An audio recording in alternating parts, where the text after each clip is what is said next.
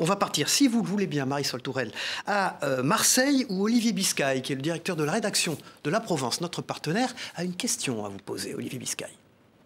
Marisol Touraine, bonjour. La ministre Catherine Vautrin a indiqué sa préférence pour un seul texte de loi concernant la fin de vie, ce qui permet, selon elle, de prendre d'un côté les soins palliatifs et le côté fin de vie.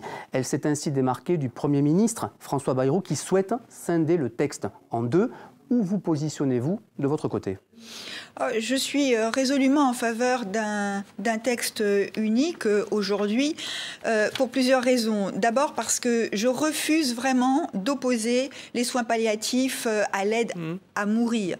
Je crois vraiment que des personnes malades qui souffrent doivent évidemment être accompagnées. La question des soins palliatifs n'est pas en débat. Personne ne dit qu'il ne faut pas développer les soins palliatifs. En revanche, savoir que si la souffrance est là, qu'elle soit psychologique ou physique, on pourra compter sur une aide à mourir peut rassurer, peut apaiser et peut permettre d'affronter les difficultés. Je souhaite pour ma part qu'une loi qui est attendue par les Français puisse être votée, et pour qu'une telle loi soit votée, il est sans doute nécessaire de conserver l'architecture que les parlementaires ont construite, parce que ce sont les parlementaires qui se sont engagés. Retour à Marseille, depuis la rédaction de La Provence, Olivier Biscay. Les Français plébiscitent l'idée d'un référendum, notamment sur la fin de vie. Le chef de l'État doit-il y répondre positivement ? Écoutez, s'il y a un sujet sur lequel un référendum est envisageable, c'est celui de la fin de vie. Mais je voudrais vous dire que je suis toujours un peu réservée sur cette idée de référendum parce qu'on a le sentiment que les Français vont pouvoir choisir dans le détail ce qu'ils voudraient, alors qu'en réalité, un référendum, c'est pas 15 questions où on répond par oui ou par non.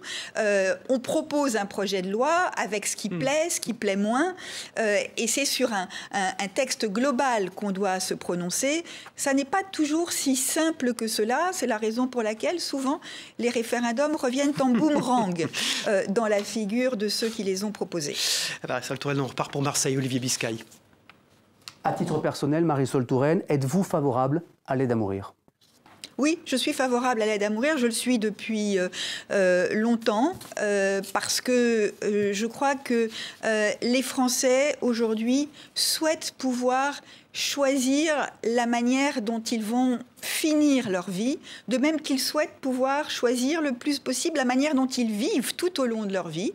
La société a évolué. Nous sommes dans un moment où les conceptions personnelles, individuelles, l'emportent sur des convictions plus collectives, spirituelles, religieuses, même si celles-ci sont extraordinairement respectables. Et donc, moi, je suis favorable à cette évolution dont je veux dire qu'elle n'enlève rien à personne. C'est une loi qui ouvre une liberté sans en retirer à qui que ce soit. Il ne s'agit pas d'imposer l'aide à mourir, mais de la permettre à ceux qui la souhaitent, même s'ils sont très peu nombreux dans notre pays.